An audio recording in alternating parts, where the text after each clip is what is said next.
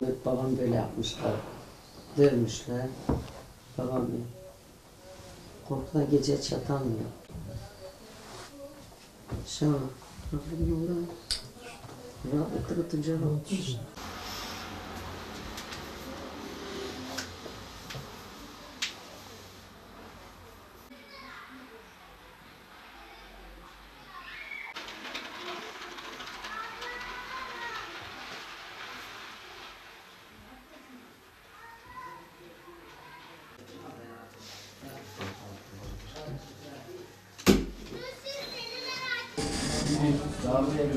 Ben iş yerimden çıktım, evime doğru gidiyordum. Tam evimin kapısının önüne yaklaşırken iftardan 10 dakika önceydi yaşadığım olaylar.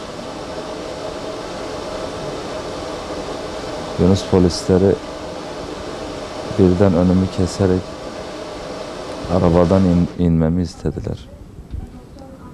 Arabadan indirdiler ve bir polis içeri girip arabanın içine girip aracı aramaya başladı. Diğer polis de benim üzerime arıyor.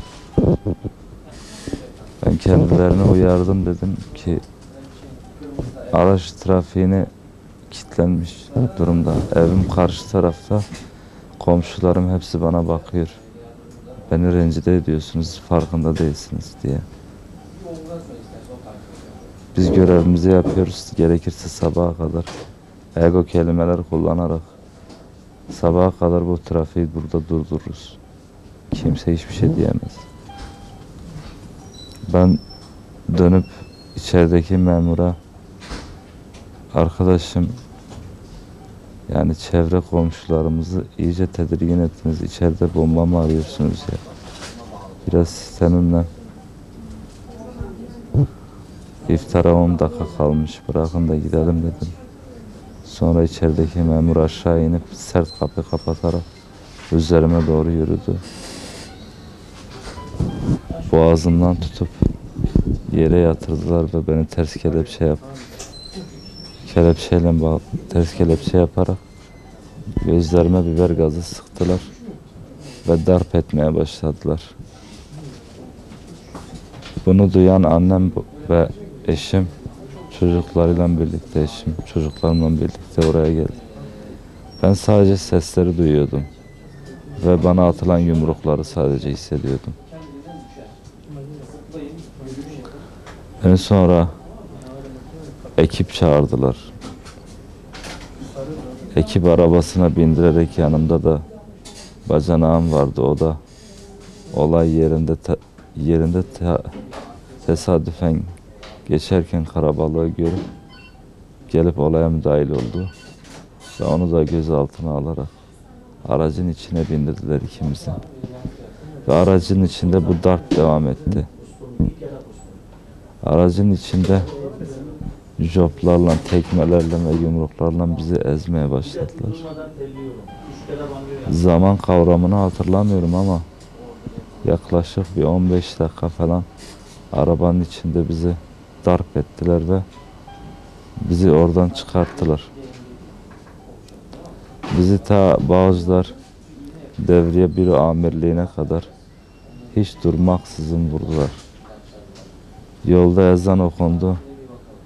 Biz oruçluyuz, ezan okunuyor, Allah rızası için yapmayın dememize rağmen siz teröristsiniz oğlum, sizin tuttuğunuz oruç bile kabul olmaz dediler ve dayaklarına devam ettiler, darplarına.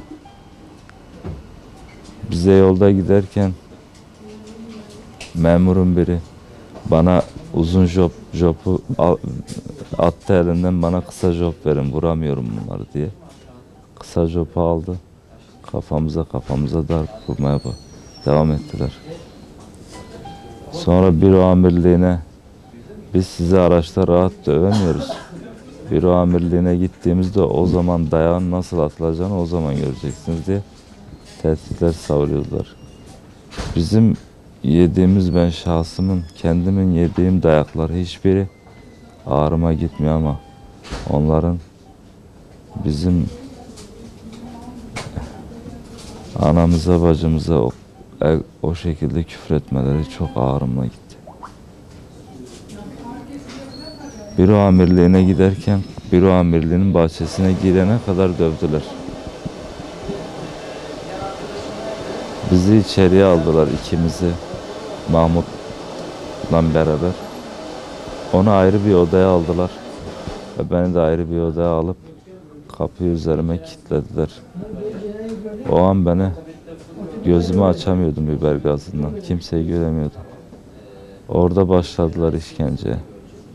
Yaklaşık, tabii ben sonradan gözümü açtığımda bunu görmüştüm. Yaklaşık 8-10 kişi başımdaydı. O otobüsü görecek. Otobüsü görmedi. İşkenceyi bana niye yaptıklarına halen anlam veremiyorum hocam. Yani ben bir vatan haini değildim. Elimde herhangi bir molotof yoktu. Bunlara karşı fiili bir fiziki saldırı yokken. Aracımda herhangi bir suç aleti yokken. Bu işkence bana niye yapıldığını halen anlamış değilim. Ve halen bunun şokundayım. Çocuklarımın psikolojisi bozuldu. Gözleri önünde darp edildi. Bu akşam hastaneye geldiğimde çocuğum arkamdan hüngür hüngür ağlıyordu. Babamı bir yere götürmeyin, babamı götürmeyin diye. Şu anda gece saat 1, çocuğum aracımda şu anda yatıyor. Çocuğum 2,5 yaşında. Onun psikolojisi diye bir şey kalmadı. Bu çocuğun psikolojisi bozuldu. Bu haksızlık, bu reva niye görüldü bana? Hala anlamış değilim ben. Herhangi bir fiziki saldırı, herhangi bir sözlü saldırı yapmadığım halde bu haksızlık niye bana yapıldı onu halen çözmüş değilim ben. Ben karakola aldıklarında beni büro amirliğine, kendi büro amirliklerinde beni ölesiye dövdüler. Oruçluydum, daha iftarımı açmamıştım. Bir Müslüman bir Müslümana bunu yapmaz. Karşınızda ola ki kafir olsa bile, kafir bile bu muameleyi bir insana yapmaz. Oruçlu halimle beni perişan ettiler. Ölesiye dövdüler ki ilk etapta bayıldım ben zaten. Ondan sonraki aşamada getirip su döktüler üstüme ayıltmak için. Kalk. Bunların zaten her vurmasındaki ikinci kelimesi terörist demeleriydi bana. Her vurduklarında bana terörist diyordular. Beni ayılttılar, tekrar başladılar işkenceye, devam ettiler.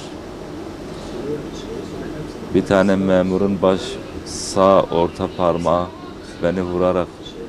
beni vurma esnasında o kadar yoğun vurdu ki sağ kolunun orta parmağı kırıldı. Ve orada yanındaki memur arkadaşlarına dedi ki parmağım kırıldı, bunun kolunu kırın. Bu şerefsizin. Ağzına alınmayacak küfürler alıyordular. Bir tane memur jopu, elimdeki jopu kollarımın arasına, zaten ters kelepçedeydim ben, ellerim arkadan kelepçeliydi. Jopu ellerimin arasına koyup beni ters çevirdiler. Esnettiler kolumu, bir tanesi de kolumu parmaklarımın ucunu tutarak kolumun tam eklem yerinde ortasına bastırarak kolumu kırmaya çalışıyordular.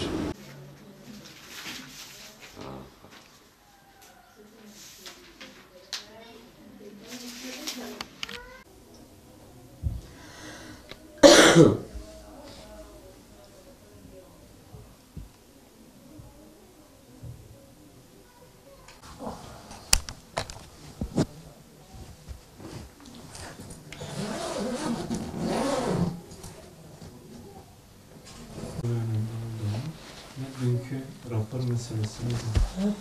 Dolarımız hep orada. Biz de o gün annemlere iftara gitmek için hazırlanıyorduk. Eşim aradı. Hazırlanın aşağıya inin, sizi almaya geliyoruz diye. Sonra ben üstümü giyerken bir kalabalık ses işittim. Balkona çıktığımda arabayı gördüm. Allah'ım hayret dedim. Hızla aşağıya koştuğumda eşimi göremiyordum zaten. Yunus polisleri vardı.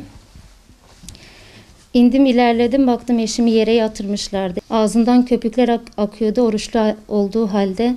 Biber gazı sıkıp orada çocuklarımla birlikte Allah rızası için abi bırakın dememe rağmen hem bize saldırdılar hem de artık naralar atmaya başladılar. Artık bu aracınız trafikten men edildi. Eşiniz işkenceden kurtulamayacak. Kesinlikle biz onu oradan çıkarmayacağız, öldüreceğiz demeye başladılar. Zaten orada 100 kişiden fazla insan vardı. Bütün mahallenin gözünü korkutmak için naralar atmaya başladılar. Saldırmaya başladılar. O anda zaten kayınvalidem geldi. Oğlunu o halde görünce ana yüreğidir. Tabii ki kesinlikle asla bir hakaret etmedi. Sadece Allah rızası için oğlumu bırakın demelerine rağmen saldırmaya başladılar. Çoluk çocuk demeden hepimize joplarla vurmaya başladılar. Ondan sonra eşimi aldılar, araca koydular. Araca koyup o kadar mahallenin gözü önünde, çoluk çocuğunun gözü önünde joplarla vurmaya, tekme tokatlarla kafasına gözüne vurmaya başladılar. Sonra ben cama elimle vurdum, Allah rızası için abi bırakın. Biz terörist miyiz? Bu vatana hainlik mi yaptık? 15 Temmuz'da sokaklardaydık çoluk çocuğumuzla. Vatan haini olsaydık zaten sabahlara kadar bu vatanı beklemezdik. Bize küçük kıyameti yaşattılar. Allah-u Teala da onlara küçük kıyameti yaşatsın. Hem bu dünyada görelim hem ahirette. Hakkımız kesinlikle helal değil. Eğer devlet görüyorsa bunu, hakkımızı onlara bırakmasın kesinlikle. Bizim canımız yandı, başka mazlumların canı yanmasın. Çünkü onlar tamamıyla herkese aynı muameleyi yapıyorlar. O üniformaya güvenip de insanları işkenceye yapıp mağdur durumda bırakıyorlar.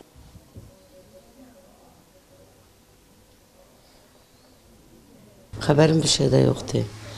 Ben buradan çıktım bu sokakta baktım çok bir sesler geliyor, bir karabalıklar geliyor, bağırmak, çırpmak, dolmuş sanki diyesin. Yani nedir? Toprak alsan yere değmezdi yani. Çıktım gittim oraya, böyle baktım dedim acaba ne olmuş? Baktım o da oğlum bükük olmuş böyle. Vurmuş ağzından su akıyor. Ya hemen orada bayıldım düştüm ben. Bayıldım düştüm. Bunlar bana sumu döktüler. Bir ayıktım. Ya dedim Allah için, peygamber için bırakın ben oğlumun yanına gidiyorum. Ben sizden alakam yok. Beni oğlumun yanına bırakın ki ben oğlumun yanına gideyim. Beni itiyorlardı. Dedi git yaklaşmayın. Tamam dedim ben yaklaşmasam ben çocuğumun yanına gitmek istiyorum. Çocuğum hele ne hallardadır. Bırakmadılar. Bu sokağa geldim bana saldırdılar. Beni sürüklediler. Kafamı yere vurdular. Beynimi, saçlarımı çektiler. Bayılmışım değil ki yok sen bayılmam. Mahsus öyle yapıyor. Ya diyeyim oğlum gitti Allah'tan korkun diye gebersin ölsün diye. Ya dedim oğlumu bırakın yanına gideyim. Yok diye gebersin. Beni araba tekmeyle giriştiler, vurdular, aldılar koydular. Arabaya attılar beni. Araba götürdüler emniyetin orada. Gittik, oğlumu da aldılar, götürdük, beraber gittik. Orada direkt oğlumu işkenceye aldılar. İşkenceye aldılar. Ben de orada dedim Allah için, peygamber için beni alın içeri. Oğluma karışmayın, beni alın, beni dövün. Bana işkence yapın. Orada yine tekrar başımda açık. Başım açık bana bir aşarp getirin dedim. Dedim çocuklarım dışarıdaki bizimkilere söyle ki bana bir aşarp getirsin. Dedi ki bir şey olmaz. Başına açıksa bir şey olmaz. Bana aşarpça getirmediler. Neyse o var hasır gibi çocuğumu işkenceye aldılar. Ben orada bağırdım dedim Allah için yapmayın, peygamber için yapmayın. Beni alın işkenceye, çocuğumu bırakın. Orada yine de benim saçlarımı aldılar. Yumrukla belime vurdular. Bir iki yumruk bana vurdular. Dedim bir bayanın eli hiç hayatta kelepçeye koyulmuş mu? Bu hani alelet mi? Değil mi oğlum? Elimi kelepçeye koydular. Elim buralar hep neredeyse kopuyordu. Dedim bu elimi açın. Yani ben bir lavaboya gideyim. Elimi bile açmadılar. Ben lavaboya gittim elimi açmadılar.